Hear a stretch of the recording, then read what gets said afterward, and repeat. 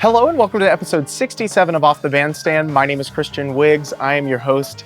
Today's episode is Marcos Varela, an award-winning bassist, composer, producer, band leader, and educator living in New York City. His presence has been felt across the international jazz scene, taking him to Slovenia, Belgium, Germany, Spain, Kosovo, and Zimbabwe. Marcos has received praise from publications such as Downbeat, Jazz Times, and All About Jazz, and is a recipient of the 2022 Creative Capital Awards grant. In this episode, we talk about a shared dedication between athletes and musicians. We also talk about how the process of scoring a film influenced his approach as a producer, and a diplomatic perspective on recounting our gigs from hell. Moving on to the release of the week, this is San Ignacio, Marcos' debut record as a band leader, released in 2016. It's a craft record that is as versatile as it is thoughtful, documenting the developments of his musical relationships with both the masters he was mentored by and his peers, all brilliantly connecting back to his family's history. If you want to support this release directly and keep up with all things Marcos all the time, you can follow him on Instagram at MarcosVMusic. On the calendar this week for Bandstand Presents, we are so excited to announce that the Christian Wiggs Big Band will be playing a showcase as an official artist at this year's South by Southwest Festival here in Austin, Texas. If you're attending the festival, mark your calendars for St. Patty's Day, Thursday, March 17th at 8 p.m. in another one of our city's celebrated jazz clubs, the Elephant Room.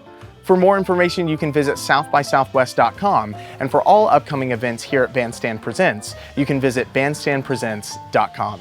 That is it for all of the mentions and announcements this week. Let's dive into episode 67, Marcos Varela. This is Off the Bandstand.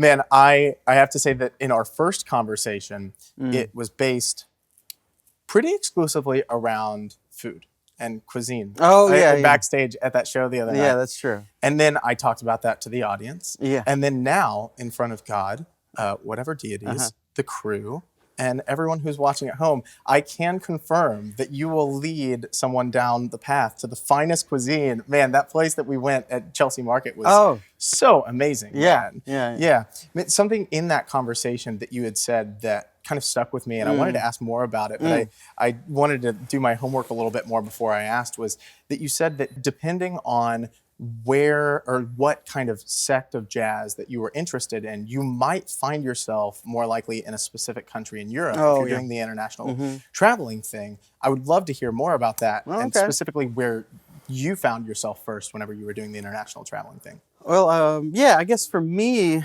going over there originally, I was going over with European musicians that I had met in New York. You know, they would come over from their home countries. Sometimes there were people that I'd gone to university with. I went to the new school, and they kind of hired me to come back and do tours. You know, it was like they had gone and kind of made a name for themselves in New York, and whether that had been Slovenia, Belgium, Germany, they all kind of had different scenes that I felt kind of took from different parts or had their heroes from different parts of the New York jazz scene, which I found interesting. Germany, it's shifted over the years, but at the time I felt they tended to lean towards more creative, free jazz kind of music. Scandinavia, similar. Slovenia was a little bit different. There was kind of a mixture. It was still, they loved the more kind of swinging music, but maybe a more modern take on it, like a Mark Turner kind of thing. Spain, I remember, was really big in that realm. When I started going over there, I noticed a lot of their scene revolved around what was a record label called Fresh Sound New Talent Records. And Fresh Sound New Talent, I don't know if this guy Jordi Pujol. It still exists. They still put out a lot of records, but Brad Meldau's early records are on that label. Wow. Robert Glasper's first records on that label. So a lot of those guys that we know, and would listen to, they were older than us. That was the label. When I go to the record store or go to Tower, I'd be like, oh, that's the label. And so a lot of them had a persona or a name in Spain. And so I'd noticed, Mark Turner did well there. Bill McHenry, Kurt Rosenwinkel had lived there, Reed Anderson. So a lot of those guys, part of that, maybe at the time it was called the Brooklyn scene in the 90s.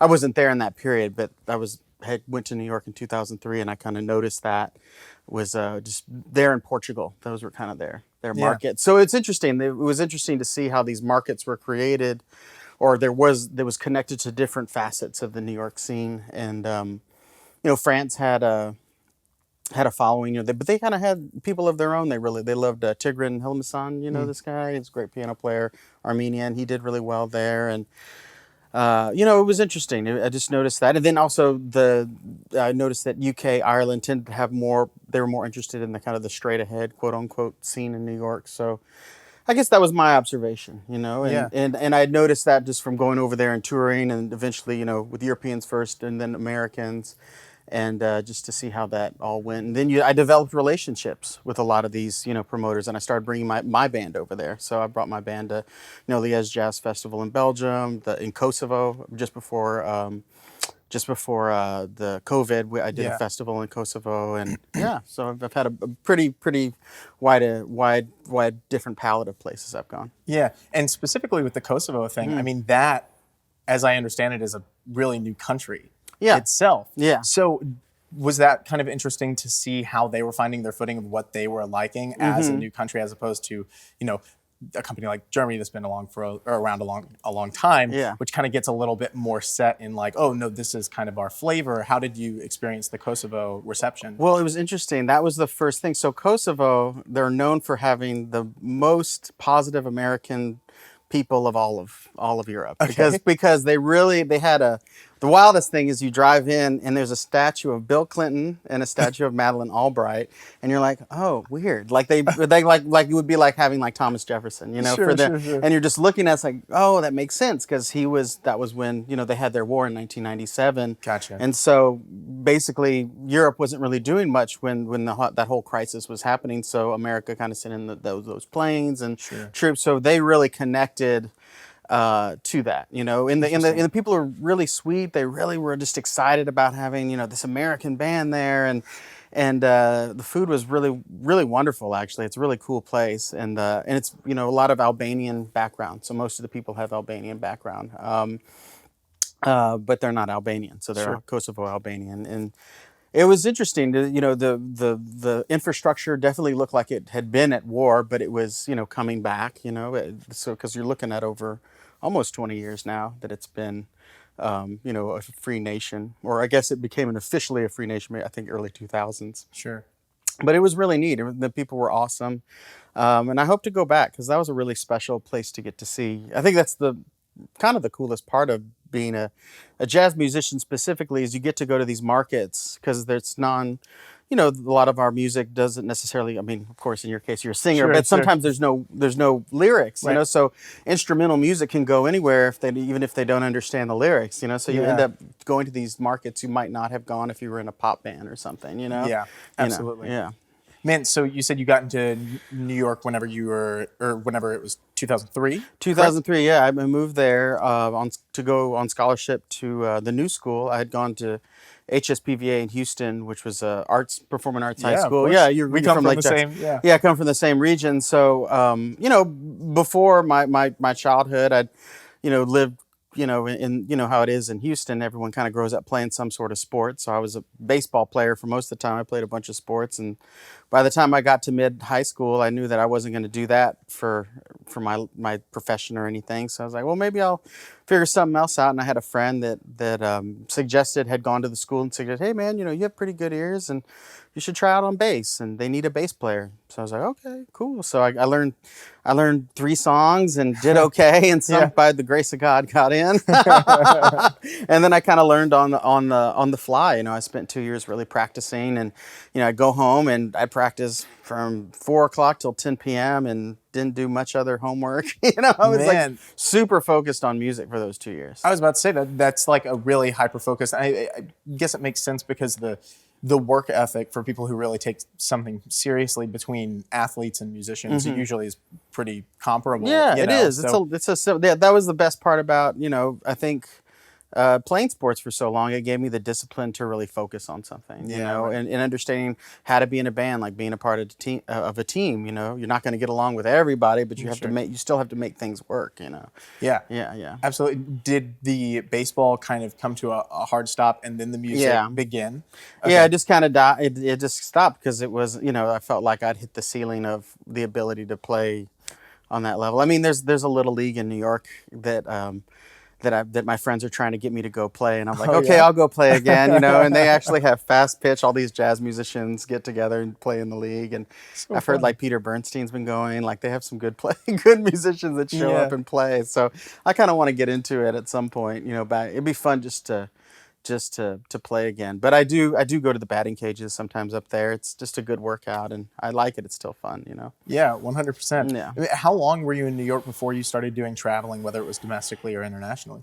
Well, I mean, let's see. So when I first got up there, I had been a part of kind of an honor band. It was called YoungArts, and they still exist. It's a great Mm. organization. And that really helped me get a good scholarship to go to the new school. And it was like an honor band. So I don't know if you know Phil Dizak. He teaches Mm. at UNT now. So he was in it, and a really wonderful pianist, plays with Diane Shore, Mahesh Balasuriya. And then at Joris Roelofs, he was a Dutch saxophonist, and this Zach Harmon, who was actually in the Monk Institute. But it was just really kind of cool. So we got to go to Japan, you know. So we go to Mm. Japan. It's like my first tour ever. I was like, man, if you get to do this for a living, I got to do this. You Yeah, know, that right, was right, really right. exciting for me. So that was kind of my first taste of like an international kind of tour, Yeah. you know. And then, you know, in college, I started getting, you know, little one-offs that were around the states, and there's this wonderful drummer, Charlie Persip, who he's on Sunny Side Up. He's on a bunch of played with Billy Eckstein. You know, kind of Mm. play with Oh, everybody. man. Great big band drummer. You By know. the way, Billy Eckstein, Yeah. a severely underrated vocalist. Exactly. So great. Such a great tone. Continue. Yeah, Sorry. yeah. So Charlie, you know, was one of my instructors at school. He's like, "Oh man, you sound pretty good. You know, come to the band." So, you know, he started kind of getting me out there, and through him, it became this kind of domino effect where he'd recommend me to someone else, and then someone else, and then yeah, I started working, you know, within the states, and then little by little, it built up internationally. Yeah, I guess that was the beginning of that. But I would say at the time, the new school was great because it really had what I loved about the old jazz scene was that you had this kind of mentor protege feeling still, Right. which what still was kind of existing at that point, but it wasn't as much as I'd heard from the guys that were older than me, which would say, you know, yeah, when I moved to town, my school was I got to play with Blakey, or I played with Art Taylor's band, or I played with, you know, X, Y, and Z. Betty Carter was a big one. You know, Yeah. Betty Carter was known for having some of the best bands, and she always had like a lot of people that went through her band are people we know today and love. And you were in the Jazz Ahead I program, was, right? yeah, Yeah. yeah. Yeah. So that was really cool. So I got in tune with that. One of those, you know, elder musicians, a great drummer named Winard Harper, you know, was one of the teachers at it, and he told me, he's like, man, you should put in a tape for Betty Carter, man. You know, it's got a good program. It's Billy Taylor, I'm teaching there, George Cables, Curtis Fuller, and I had known Curtis Fuller was the one I had known from when I was a child. I did the Skidmore camp, and so I went to that, and you know, that was another place where I got to kind of meet, you know, some of my heroes and get connected to them, and then started relationships that led to professional relationships with them later on. Yeah. Oh man, that's Yeah. beautiful. And one of the people you mentioned, George Cables, right, was on My San record. Ignacio. Yeah, he's on Right. San Ignacio. Yeah, I mean, George is, man, he's just been a wonderful kind of friend and mentor over the years.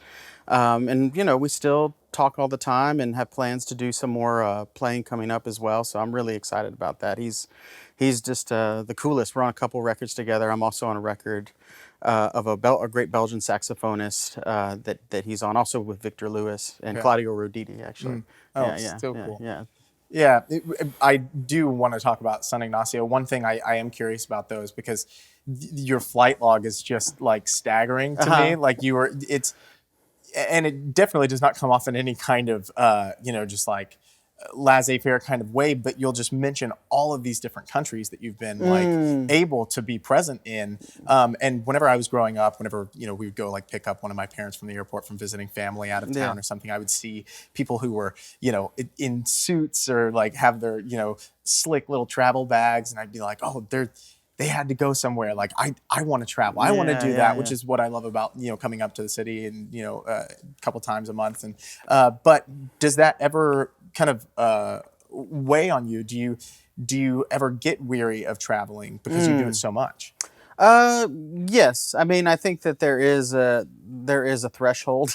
Yeah. I think when I was younger, I didn't mind it as much. The older I get, the less I want to exert myself all the time. And I noticed I was just having this conversation with I don't know if you know Paul Bolenbeck, a wonderful guitar player, but he was talking about, yeah, I just would like to stay in New York a little bit more because I don't know, it's just too much. I equate all the time I put into the travel to the gig. I could stay here and probably make comparable money, Yeah. And I was like, I guess that's true. I still love the idea of taking the music other places. Yeah. There's a bit, and I love other cultures, and as we talked about, cuisines, and I love experiencing that and kind of finding those nuanced details. So for me, it's still exciting. Maybe I'll feel differently in the future. Yeah. I would say this last with COVID, it has been more stressful to travel. I had some makeup dates from April 2020, which obviously were canceled in Europe, and there was a Spanish tour. So I ended up, putting together this past December those makeup dates, and it looked all good. It was going to be easy, and then this new variant hit, Sure.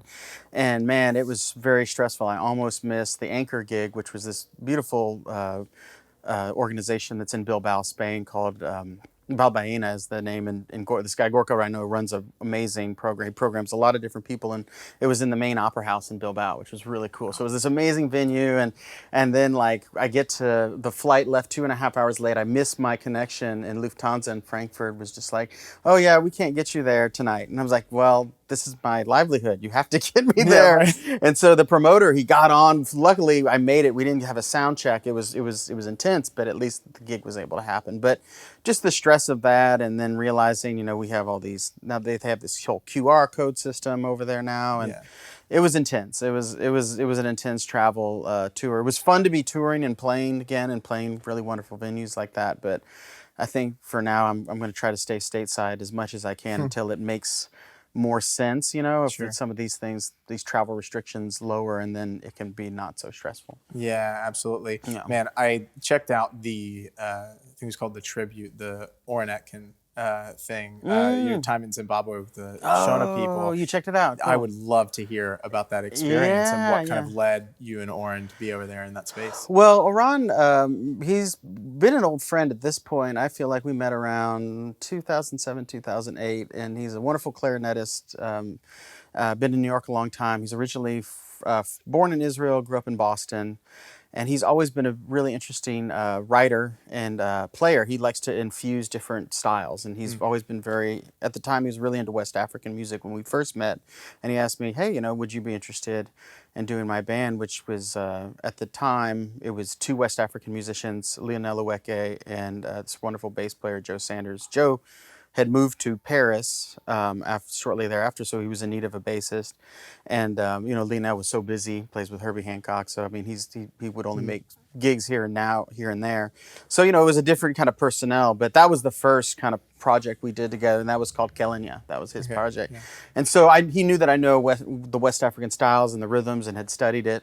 So when a promoter that loved that music reached out to him, they asked him, would you be interested in coming and kind of fusing together jazz with the music of what their names, the Shona people. They're half of Zimbabwe is made up of people that have Shona background, and then Ndebele, and Ndebele are closely related to Zulu people of South Africa, so it's kind of connected. And yeah, he said, let's go over there. And I'm going to go over there early and kind of study the music and put some songs that could work together. And then he flew me in because they needed, bass for the project. And I went in and checked out the music. He kind of sent me some things to listen to and to check out. And then we went in and kind of fused it all together. And it was really amazing music. They're called these thumb pianos, basically Yeah, called yeah, yeah. Mbitas, Yeah. the Mbita, and they play them, and it's folkloric music, so they have all these songs and they tell these stories, and they kind of put you in this kind of trance-like idea, and they have this looping kind of polyrhythm. So it was really cool to try to come up with parts that made sense, that didn't take away from the original pieces, and then kind of put our what Oran's kind of concept was on them, and they really enjoyed it, and it was just a really amazing experience. I really loved working with the I think the Chagambas was their name. They were just such sweet people, and it just really just being in Africa for me. I think it's one of the coolest continents I've been to. I just feel like it's so connected to the music we make. Jazz music, is so African, and so for me, it feels like you just come home. There's a feeling Yeah. of that kind of. This is where people originated or from Africa, and then it dispersed over time. So it's a real wonderful cold anywhere there. I think it would be wonderful, and they have just so many disciplines and rhythmic varieties everywhere. So the Mbira music was just lovely and really awesome. I'm supposed to go actually back to Africa in summertime with Okay. Alicia. We're supposed to do Oh, something really? in Uganda. Yeah, so we have a project. She has a project that that I've been producing that we're going to try to. She has an offering to go to Uganda, so it's in the talks, and hopefully we'll be over there, because the only thing I knew of Uganda actually was Idi Amin. Sure. Yeah. So is that her project? Is that the excursion? Yeah, so Okay. that's her. Yeah, so that's how, and because the kind of going full circle here, she had checked out a lot of the music I was into, and she loves world music as well. It's kind of a weird term, but music from Sure. other Right. countries, and she loved a lot of the traditional music of Portugal and Cape Verde, and a lot of the pieces we do try to incorporate those influences. But she's an opera trained soprano. Right. That's her background, but she grew up, singing in choir and in church, and has that, very kind of jazz aspect to her thing. But she wants to do something a little different. So we kind of just saw eye to eye musically. And what we do is definitely like kind of a fusion of a lot of styles. Every piece has a different aesthetic and thing. Yeah. Were you around for the inception of the excursion? Yeah. Okay. So I was kind of the producer, arranger, co-writer for pretty much all that material. Yeah. So that's all pretty much our music together. But of course, it's her product. She's the face person. Right. Yeah. That project really just immediately put me in a trance. I was listening to it last night Cool. around like 12:30. Oh, just like nice. insomnia and listening to it. I was like, whoa, there's something so cool and unique about her voice. Obviously, she sounds great, but it also speaks to your arrangements on that project. Yeah. That you were able to, kind of present her voice in a way that complemented it so well. I'm curious, like whenever you're doing and stepping into more of a producer role on projects, do you like to be a little bit more hands-on and steer the ship, or do you like to kind of aggregate all of the considerations and all of maybe the different creative nuggets from these artists that are like the band leader, and then put them together as a puzzle? Or do you like to say, no, we should do this would be really hit? Really depends on the piece and the idea that they come to me with. I think each song kind of lives in its own world. So you have to, kind of, she would come to me with an idea or a little concept. I'm like, all right, how can we fill this out? How can we make this a full piece? How can we, and what's the inspiration behind the piece? Where do we want to go? There's a song on it called Soul, and a lot of that song was inspired. She came to me and said, I kind of want to do something that goes through the history of soul music, but in one song. And I was like, okay, let's think about how we can do that. So when you listen to that piece, it kind of has this, very old kind of sound at the beginning, then it kind of goes into a more kind of maybe 70s modern, more modern 70s kind of groove thing, and then at the very end it's like a neo soul vibe. So that was kind of how do we create something that and it has to work too, right? So it has to work, and it has to come together. So it's fun. She challenges me to think in new ways about things, and I feel like I do the same for her. I get her out of her comfort zone, and it's a really fun working relationship. Yeah. How did you become connected? We had a gig together. She was singing, it was some opera pieces, and it was a tribute show for someone who was part of the jazz scene. I'm trying to remember who the woman was, but she was part of the jazz scene in New York, but had been, kind of like a Panonica type person. You would cook meals and, be around the musicians, and was celebrated by a lot of the musicians. So it was a celebration for her. And the name escapes me at the moment, but yeah. Sorry, we'll like flash it crudely at the bottom. Yeah, of the screen. yeah, exactly. Right. I've tried big neon letters. So many, yeah. It was cool. It was and then we became friends, and then she'd like, yeah, I want to work with you. I think, you'd fit what kind of concept I'm going for. She'd worked with other producers before, but they were, I think, steering her too much. It depends on the person, but I think some of them really wanted, if it was a producer that had done some cool stuff, they were kind of trying to do with her what they'd done with someone else, just not doing what she wanted to do,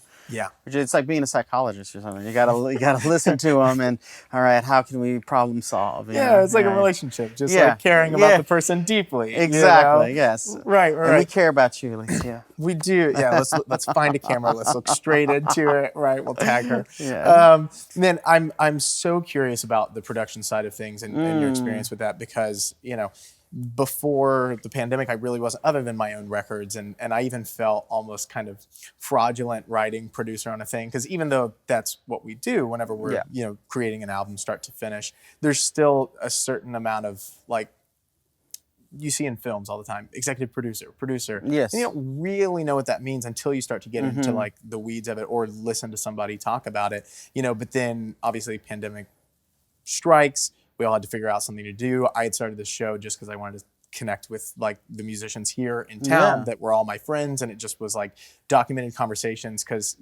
similarly like we've been talking about kind of narrative and meaningfulness of every tune. I wanted to make sure that there was documentation of all of these personalities, so that way whenever somebody wants to go pick up a record, it's not just like, oh, here's another jazz album that maybe speaks to me a little bit more. You get a little bit more of an idea of who those people are and the things that make them tick and inspire them, so that way the music means more because you have context, right? Yeah. So I started this, and then I started to notice like the shift between wanting to be, primarily a musician, being like, oh, but it's so cool to kind of be behind the scenes on a lot of things too, even if you're also like playing in the thing, but just producing certain things. So I'm curious, when did you start doing production work? Production work? Yeah.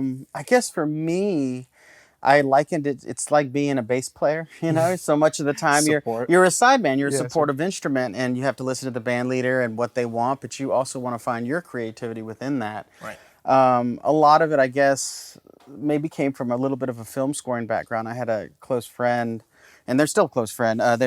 She's Martin Scorsese's daughter and is a wonderful director in her own right, Dominica.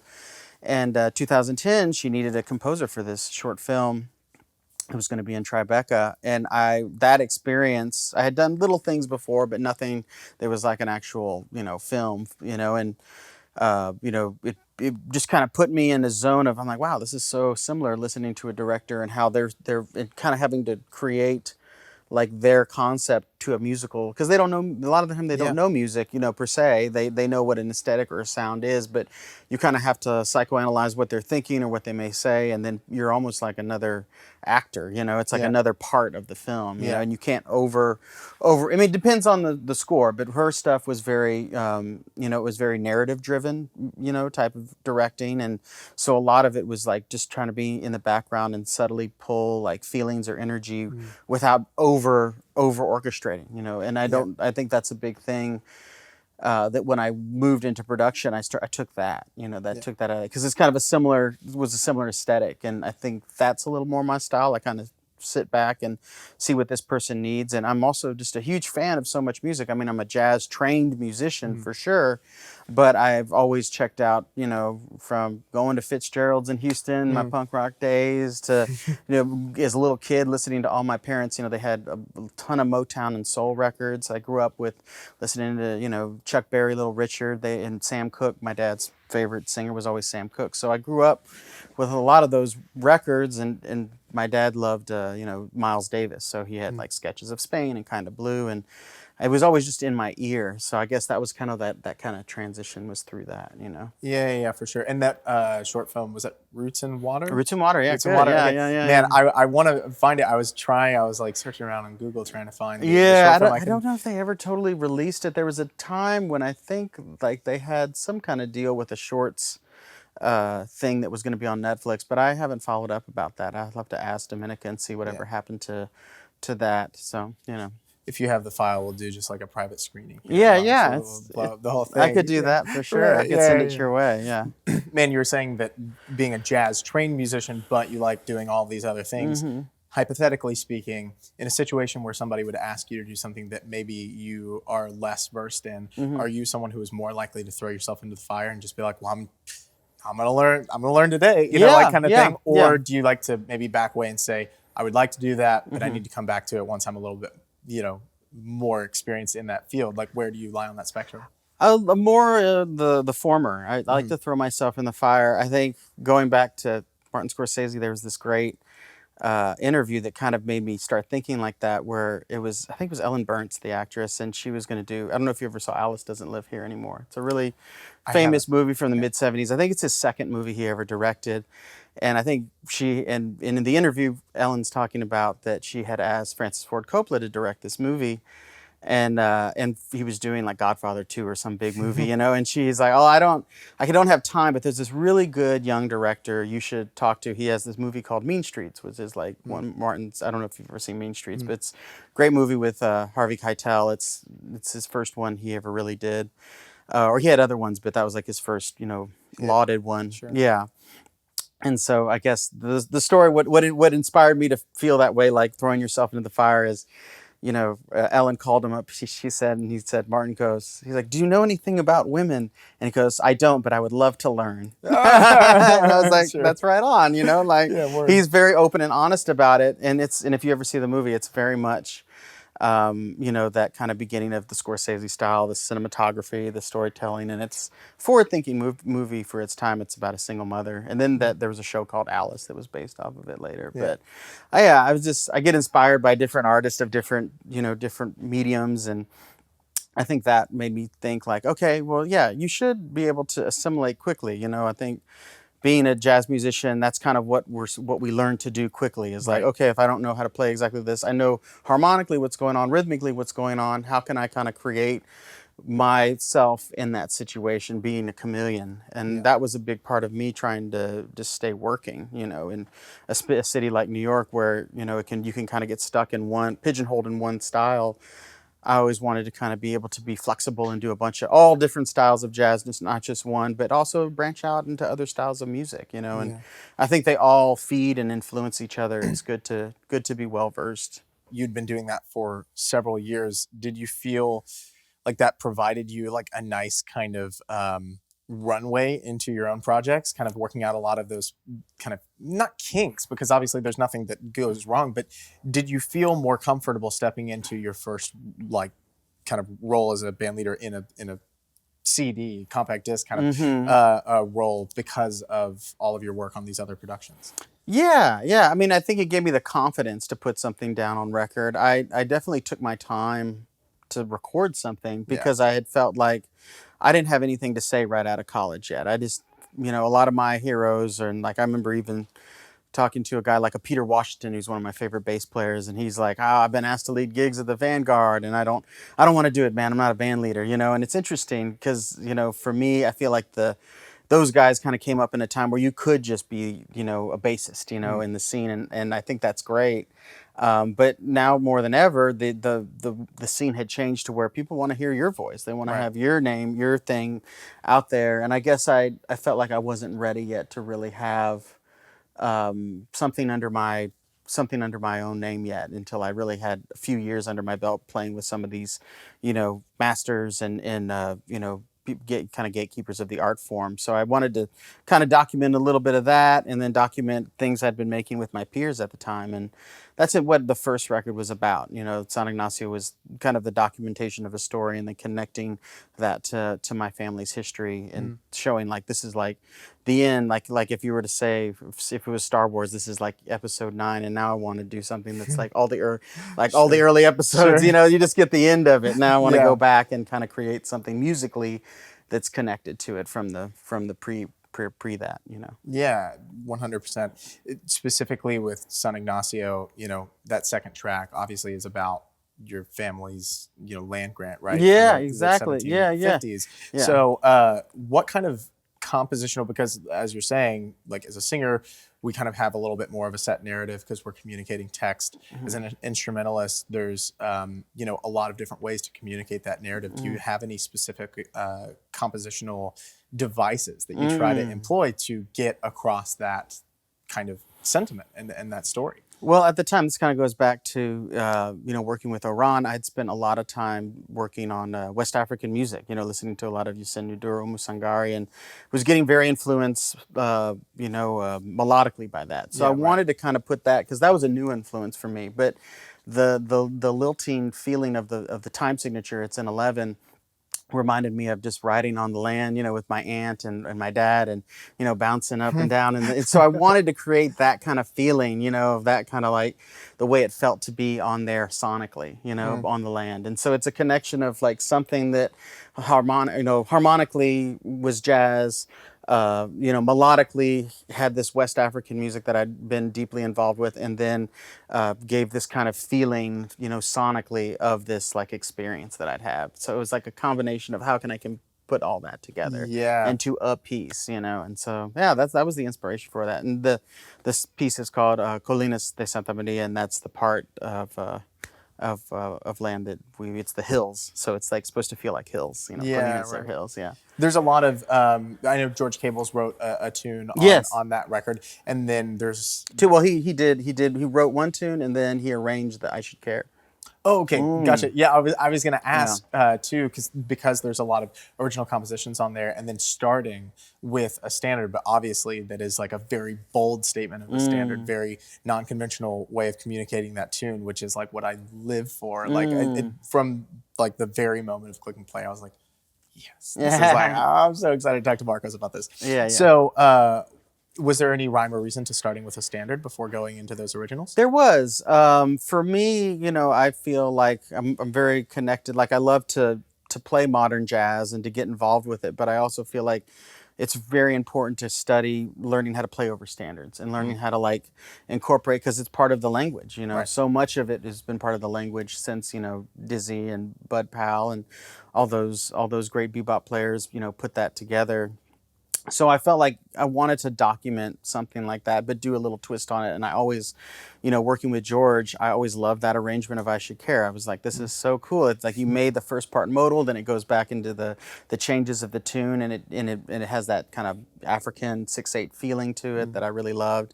I just felt like that was just a perfect opener. It wasn't, it really fit the whole thing.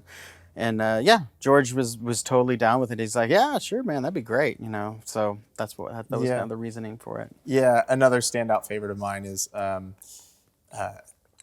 one that has Pluto in the title. Forgive me for blanking on the Rain on Planet Pluto. Yeah, so that's a very modern composition by my friend Edin Ladine. So that was a band that we was kind of just friends where we get together. It was Kush Abade, who's a wonderful drummer in the scene in New York. Edin Ladine, who's Israeli, but he's been back in Israel more now, but he comes back and forth to New York. And then my friend Arnold Lee, who's actually part of the Lee family. I don't know if you know Bill Lee, but Bill Lee, his father is Spike Lee's dad as well. Wow. And he's an amazing bassist. So Bill Lee, I played in Bill Lee's bass choir. He had this thing called the bass choir, and it was 4 basses where he would arrange for these 4 basses, and he's just an incredible writer. So he did all the scores for Spike's early films, Do the Right Thing, She's Gotta Have It, basically up until Malcolm X, Mo Better Blues. And I just, I had kind of through Arnold, I met his dad, and we became real close friends. And Arnold is just a wonderful sax player and writer himself. Writes amazing music, and he's kind of transitioned more into a producer role himself. He does more kind of like electronic producer kind of music, I guess you would say. But he's still like, if he wants to get up and play some saxophone, he blows the doors down. He's great, man. Yeah. And he's just a really good friend. And sadly, we haven't been in touch as often, but there was kind of a group of us that all, got together really through Billy Hart, who's also on the record. Yeah. And Billy kind of brought us together, and he had this band that was, he jokingly called it was called Billy Hart's Academy. And it was, and we did some cool shows. We did JVC Jazz Festival, and that was still around. We did Smalls. We did, a bunch of Northeast kind of dates. And a lot of guys that you hear about today were in it. It was like me and Theo Croker and Sullivan Fortner, wonderful sax player Erwin Hall. And it's interesting. We all have kind of done different things in our careers, and we're still close friends. I just reconnected with Sullivan recently. But yeah, and Arnold was a part of that as well. So Billy was this connective tissue. He put us all together. And also Casa overall was kind of involved as well. I don't know if you know Casa's music, but he's a wonderful composer, drummer. He's a rapper too. He's just amazing all-around musician. Yeah. Who wrote Where the Wild Things Are? That's me. Okay. That's me. Amazing. Yeah. So yeah, I wrote that song. Was originally part of a class that I actually had in school. It was called this class called Linear Composition by a saxophonist named Jane Ira Bloom, and she's an amazing saxophonist. Is a great teacher. And she was like, all right, I just want you to write a song that only consists of 5 notes, And so the whole song is really just 5 notes. Yeah. But I had to think of, okay, well, and I'd been dealing with a lot of West African music and just, Black American music in general. And so I was a little bit influenced by checking out, Brazilian stuff because they deal with the 16th note a lot. Yeah. And then West African music with the polyrhythms that exist, because the bass line does this kind of ostinato kind of thing behind the 16th note line. Yeah. And the idea was to kind of try to create a lot of the polyrhythmic kind of melodies that happen in West African music, but then put a rock feel under it instead of your typical. So I kind of played with that idea, and has an intro as well. And it's a simple tune. At that period, I was trying to write tunes that were only 1 page because I was writing too long. Sure. And I was like, all right, how can I just make a song? So the ones that are songs, I feel like have done the best. The ones where I wrote too much, that it's like, man, this could be 3 tunes. You need to scale this back. So those were basically kind of exercises in myself to work on those things compositionally, and then they became part of the record. Well, if it could have been 3 tunes, then just have the audio engineer just cut the track. They did. It's like Sweets. Yeah, because Wild Things has the intro is 1 track, and then the other one. And I was I could have probably just had it be 2 tunes, but I feel like they really do work together well. So does that play off of the children's short story? Exactly, yeah. So I didn't have a title for it, and then Jane said to me, "It's like, well, what's your favorite childhood book?" And I was like, "Where the Wild Things Are." And this song sounds like that. That was the reasoning for that, and I was like, funny. I love that book. And that was before the Spike Jonze movie, which I still haven't seen. Yeah, I hear it's pretty good, but it is. It is really. Yeah, it's great. See, I knew him as a child because my cousin who's a great saxophonist, was a skateboarder, and he would direct a bunch of really great skate videos. Oh, cool. And there's this one called Mouse that he directed. It's in black and white, and it was really cool. And I remember it had all those kind of famous 90s skateboarders in there. It was like Daewon Song and Rodney Mullen, and I remember watching that. I was never a skateboarder. I just, was a fan of my cousin because he was so good. Well, I mean, we could do a photo shoot if you on a skateboard with a baseball bat and with an upright. Yeah, there you go. Yeah, right. I mean, you could use the bat as a bow, like an Arco thing, and then try to balance it on a skateboard. Yeah, that would be amazing. Yeah, well, you said you reconnected with Sullivan lately. You just did that duo hit over at Soapbox. Mm-hmm. For me, there are specific of course I'm going to have fun in any and have specific loves for any variation that I'm with, musically speaking. But for me, big band is that's your favorite. Yeah. Oh man. Well, I mean, just because, I say that the 2 things that excite me most are big band and Marvel movies, like as a joke. It's just like a kid in a candy store, and I have made the joke on the show before, so I'll be brief, but it's the closest you can get to being a superhero in real life is when you go like this, and there's like, or like a big hit, and you do that in the same timing as like a big band hit, or you're the one cueing the thing. That much power, that much sound with the direction of your hand. I get it why conductors like do that as a full-time gig, because you're like, I have it, you know, you're like Palpatine, power of it in your hand. Yeah, Palpatine. right. Emperor Palpatine. Like, do it, you know. Anyways, what is it for you that just gets you giddy? What's your ideal setting? Well, you know, I really try to, I like all of them. You know, they really have different feels. And I would say the duo setting, why I like playing duo with someone like Sullivan, and he plays so much duo with Cecile, you know, his girlfriend, and also his working partner for years at this point. You know, he can really orchestrate, you know, and that's really so fun to play duo with, because I don't have to think too much and I can just listen and react, and the music's very fluid. We don't need to rehearse, you know, it's just like, let's make music, let's just listen. And that's really why I love working with him in a duo setting. People that just listen well really can play that kind of thing well together. I love the trio setting too, like saxophone trio is really fun. I did a date like that recently with this wonderful saxophonist Bill McHenry in Valencia, Spain, when we were over there. And that was a similar thing. It was just so neat to have the three of us, you know, drums, sax, and bass, just kind of listening, reacting rhythmically and harmonically and melodically, you know, creating counterpoint, you know, and just kind of making music as we went.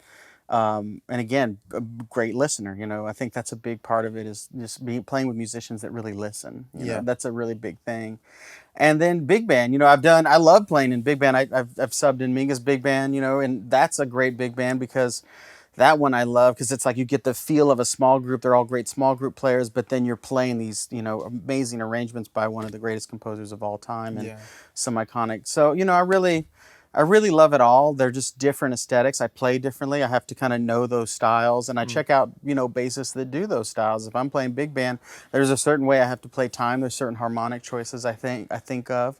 If I'm playing in a smaller setting, I'm trying to maybe think more counterpoint like. I'm thinking, you know, bass lines that are maybe a little more linear rather than more kind of you know, fitting in between the harmony of the backgrounds or what's going on. It really just depends. And I like the challenges of all the settings. It's hard to say there's just one. Yeah, no, fair enough. It's a very diplomatic answer. Yeah, sorry, not to be so diplomatic. Yeah. No. As a bass player, that's our number one job, is to be diplomatic, right? Fair enough. I'm not asking you to be a fish out of water. No, man, but and also speaking to the big band thing, I mean, that's kind of brought you home a little bit too, with the Vincent Gardner thing. Man, it looks like he's doing just like truly the Lord's work down in Houston. You know? Not to say that like it was, you know, something where it's like in need of a revival or anything like that, you know, Houston, but just it seems like Jazz Houston is such an amazing organization. It really is. I mean, you know, actually a mutual friend of ours was the one that kind of got me involved with that, was Andre Hayward. You know, Andre was,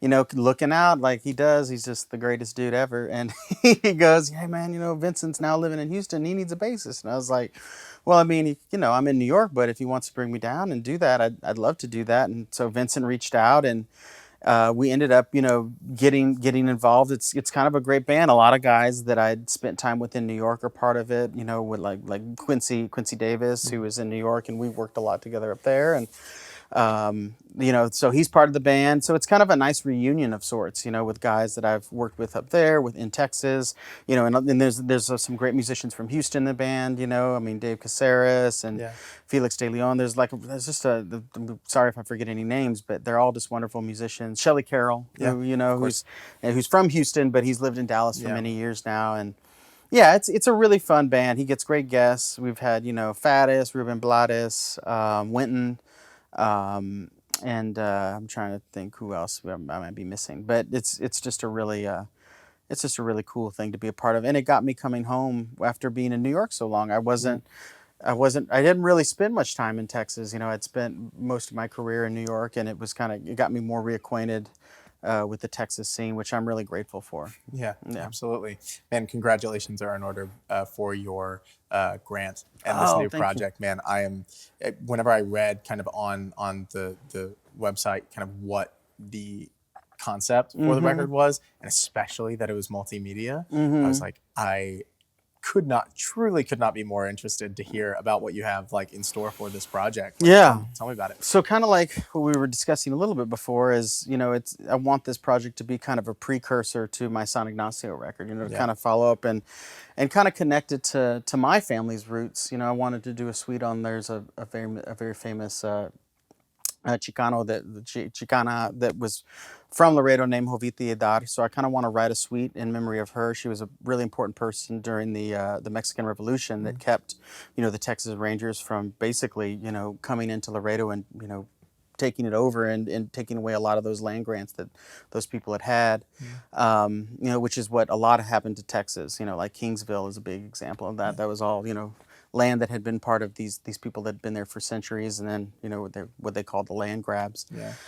So I kind of want to do something in terms of doing something in tribute to her. I want to kind of connect it with a visual aspect, and just kind of talk about that part of history, because it would just be neat to connect that as a Hispanic jazz musician, because what is so neat about jazz, it's a black art form, but it's had so many influences over the years, and it feels like everything adds to it. It's like in cooking, you have now Indian influenced jazz, you have South American influenced jazz where they're incorporating rhythm, African, other African rhythms that are incorporated into it, so I think it's just cool that it's like another little spice to add to the music, and I think that it's something to dive into. So that's kind of what I want to do with it, and then add a multimedia film component is an idea, and then have selected sites to perform them. I want to be great to do something here, down on the border. I want to do something in New Orleans. There's a lot of different things connected to that all, and then connect it through the Chicano movement, and maybe do something in regard to like Dolores Huerta or Cesar Chavez or any of these activists, and just kind of write music that's in connection to that. That's the idea. Yeah. Are there still the elements that I had read about more recent developments and stuff like the ice? Because obviously the title being Ice Storm, Yeah, that was kind of an specifically. idea of it, connecting that to current day. I want to get involved as that, because that was a big part of something that was a current history moment for us, was dealing with that crazy freeze, Yeah. and Right. so that's kind of going to be at the end of it, like I wanted to kind of connect it all the way as far back as I could, and then eventually create a whole kind of suite talking about all those different things. So On the multimedia aspect, were you thinking that the visual aspect would be something that was more akin to kind of like visuals and short film, or more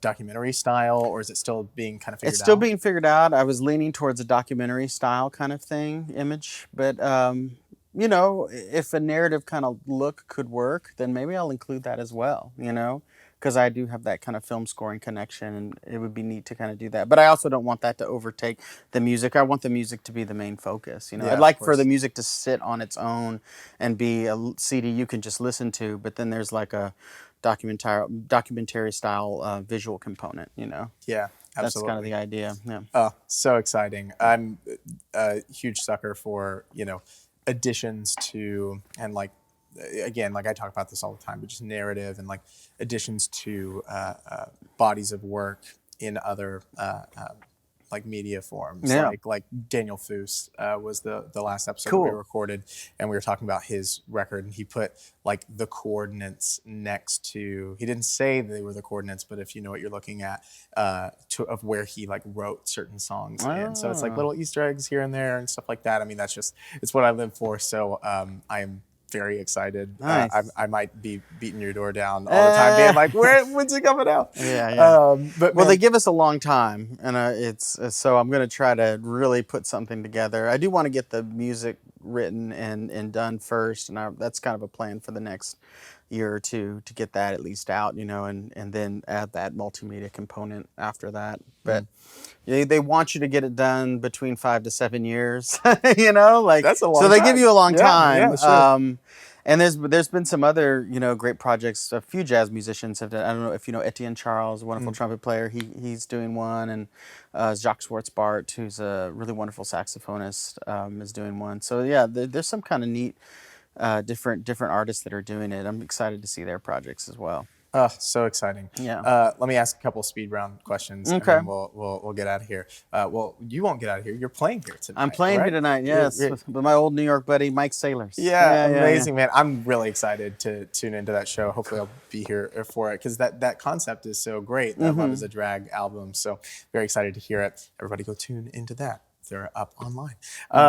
But anyways, what is kind of a standout, if you can think of one, a standout piece of advice that you've been given by any one of your mentors or bandmates over the years?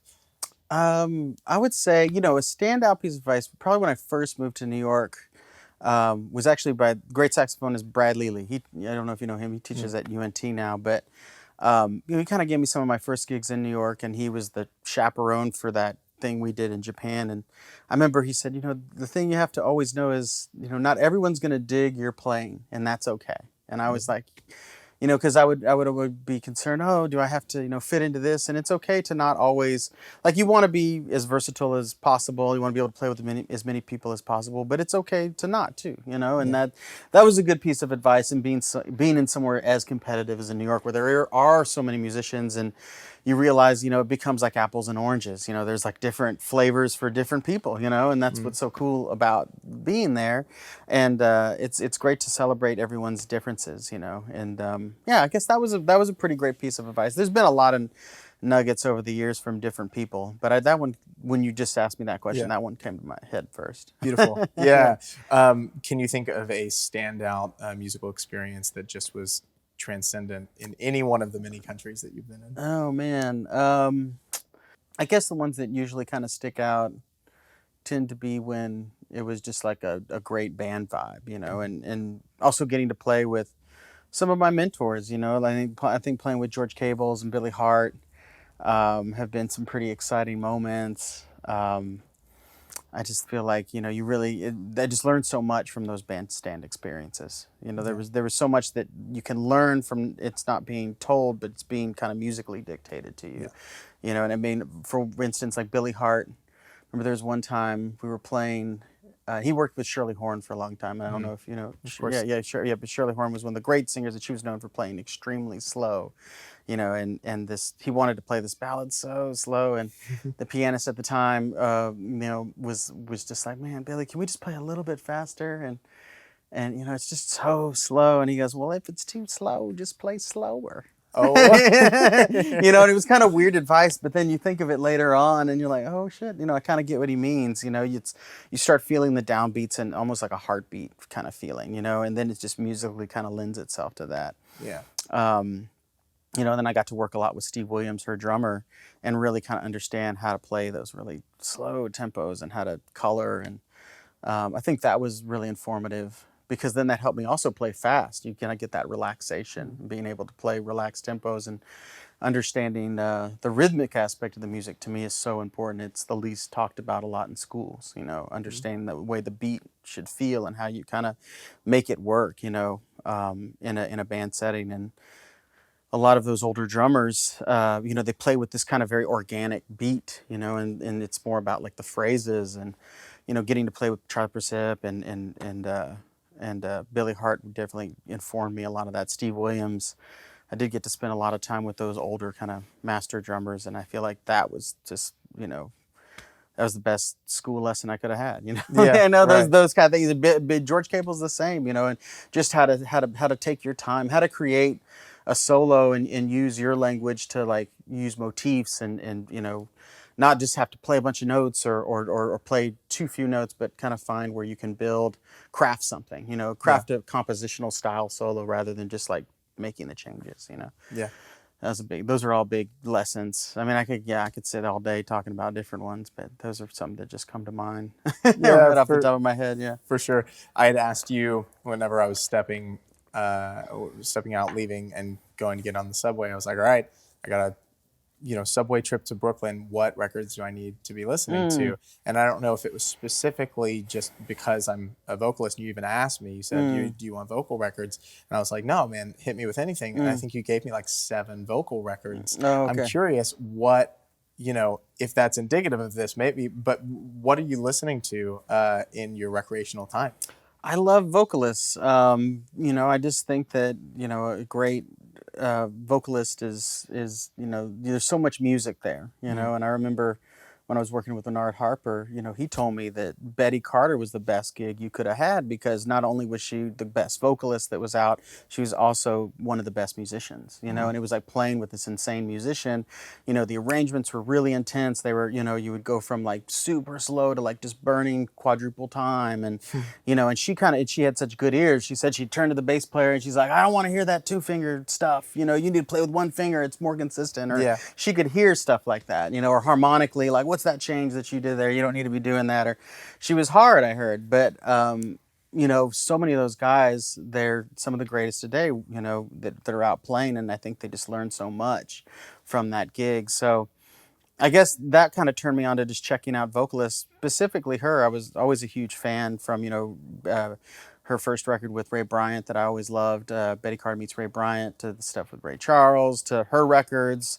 I remember one time getting on the subway, and I was I was listening to this record of hers. I think it's called Inside Betty Carter, and it's Bob Crenshaw, who was another one of my teachers, and Lex Humphreys, and I want to say, it was Harold Mayburn. And Harold Mayburn like walks onto the elevator, and I go, oh man, I'm listening to you right now. Oh my God. And it was great. I just started asking him questions about that record. I was like, this is only a New York moment that Harold Mayburn, rest in peace, he just passed away, but is like going to walk on, and then he's like excited to talk about the record with you. And I was like, that's those kind of moments in New York are what make it special for sure. Oh my gosh. They're at an arm's reach, a lot of these masters. So that's why I just say, even like what you're doing is perfect. Just if you can, go up there and spend some time with as many of these older guys as you can, because a lot of them are passing on, and it's really, the music is such a kind of griot type art form like they have in Africa, where it's like it's passed down that way. And I think that's an important thing to just try to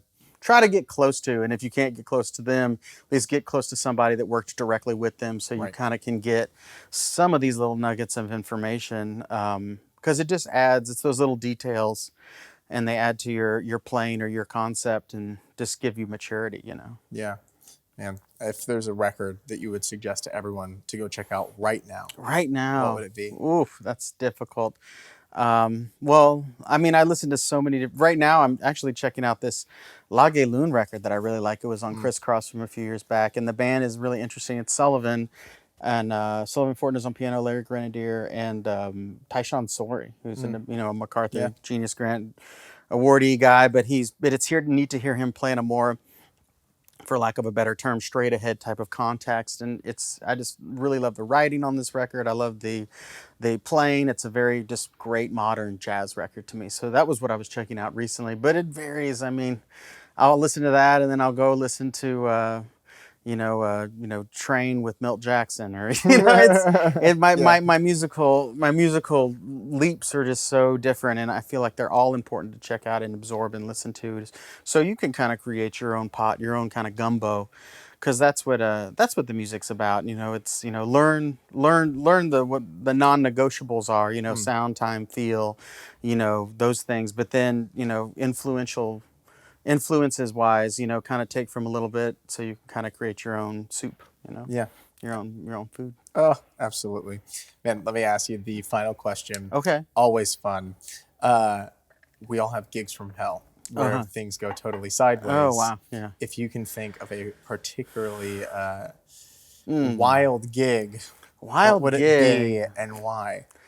Oh man, I mean, like right when I got out of college, I was doing any little gig that could come because I was trying to pay the bills, Sure. So I mean, there's a plethora of those where you're just like, oh man, it's whether it be like a rough, gig where the person's dropping a bunch of beats or something, or things like that. It's all been under this. I feel like I've had so many different ones, but they've all been good learning experiences because it teaches you kind of how to work with somebody that you still have to create music, so removing your ego from the situation. It's like, even if they're not as strong musically or whatever that may be, I can still create music in this situation. And that's really the right attitude to have, because then you'll be able to do that when you're playing with really great musicians where you might be the weakest link, and then you have to figure out, okay, like, how do I come up to that level, and how can I make this work, and I think that's all the experiences feed each other. It's always a learning experience, no matter what it is. Yeah. Yeah. So you just have to,